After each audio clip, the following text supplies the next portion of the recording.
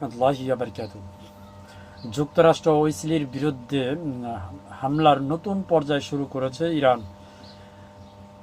মার্কিন জয়নিস্ট শত্রুর বিরুদ্ধে মারাত্মক কার্যকর নতুন পর্যায়ে হামলা শুরু হয়েছে বলে হুঁশিয়ারি দিয়েছে ইরানের বিপ্লবী গার্ড আইআরজিসি বিমান বাহিনীর কমান্ডার সর্দার মৌসাবি মঙ্গলবার 17 মার্চ ইরানের আধা সরকারি সংবাদ সংস্থা তাসনিম নিউজের বরাতে এ খবর জানা যায় এবং খবরটি প্রকাশ করেছে আল জাজিরা। সর্দার মৌসাবি বলেন, অহংকারের মেরুদণ্ড রাস্তাঘাট এবং চত্বরগুলোতে ভেঙে পড়বে। এদিকে মধ্যস্থতাকারীদের মাধ্যমে পাঠানো উত্তেজনা হ্রাস বা যুদ্ধবিরতি প্রস্তাব প্রত্যাখ্যান করেছে ইরানের সর্বোচ্চ নেতা আয়াতুল্লাহ খামেনির ছেলে মুজতবা খামেনি। ব্রিটিশ বার্তা সংস্থা রয়টার্স তাদের এক প্রতিবেদনে এ খবর জানিয়েছে। খবরে বলা হয়, মঙ্গলবার ইরানের এক ঊর্ধ্বতন কর্মকর্তা জানান, সর্বোচ্চ নেতা দাবি করেছে যুদ্ধ বন্ধ করার আগে প্রথমেই ইসরায়েল ও যুক্তরাষ্ট্রকে নত হতে হবে।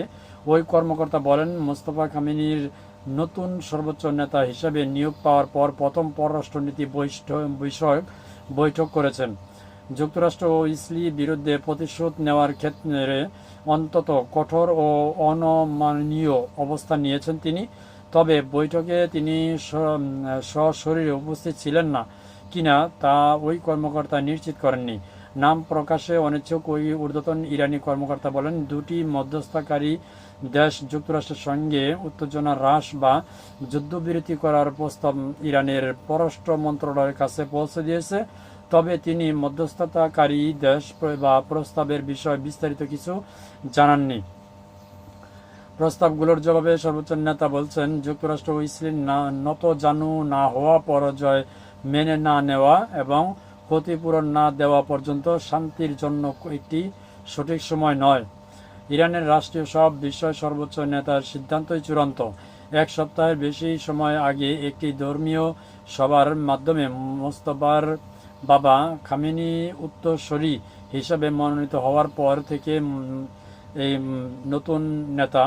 ইরানের কিছু কর্মকর্তার দাবি যে হামলার তার বাবা নিহত হয়েছেন, সেখানে মোস্তফা সামান্য আহত হয়েছিলেন।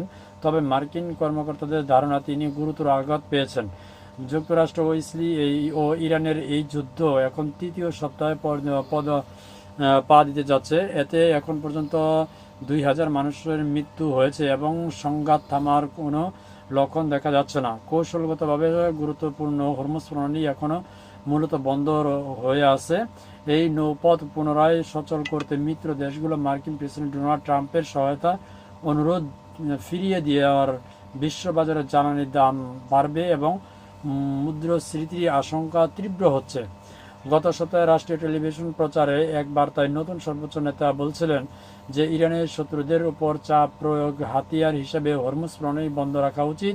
এটি ছিল দায়িত্ব নেওয়ার পর তার প্রথম প্রকাশ্য বার্তা। এদিকে গত 14 মার্চ তিনটি নির্ভরযোগ্য সূত্র রয়টার্সকে জানিয়েছে যে মধ্যপ্রাচ্যের মিত্র দেশগুলো ইরানের যুদ্ধ বন্ধ করার লক্ষ্যে কূটনৈতিক আলোচনা যে উদ্যোগ নিয়েছে, ট্রাম্প প্রশাসন তা প্রত্যাখ্যান করে দিয়েছে। নতুন সর্বোচ্চ নেতা সূত্র হচ্ছে আল জাজিরা এবং রয়টার্সের প্রতিবেদনে এই তথ্য উঠে এসেছে। তো বুঝতেই তো পারতেছেন যুদ্ধের টানটান অবস্থা। এই যুদ্ধ যদি বন্ধ করতে চায়, ইরানের পক্ষ থেকে বলা হয়েছে যে ক্ষতিপূরণ, যা যা ক্ষতি হয়েছে ক্ষতিপূরণ দিতে হবে এবং এই মধ্যপ্রাচ্য থেকে এই আমেরিকার যে ঘাঁটিগুলো আছে সেগুলো সরিয়ে নিতে হবে এবং ভবিষ্যতে আর কখনো এই যুদ্ধ করবে না এরকম প্রতিজ্ঞা করতে হবে। তাহলে এই যুদ্ধ থামতে পারে। তা অন্যথায় এই যুদ্ধ চলছে, তো তারা চালিয়ে যাওয়ার ঘোষণা দিয়েছে ইরান। দেখা যাক কি হয়।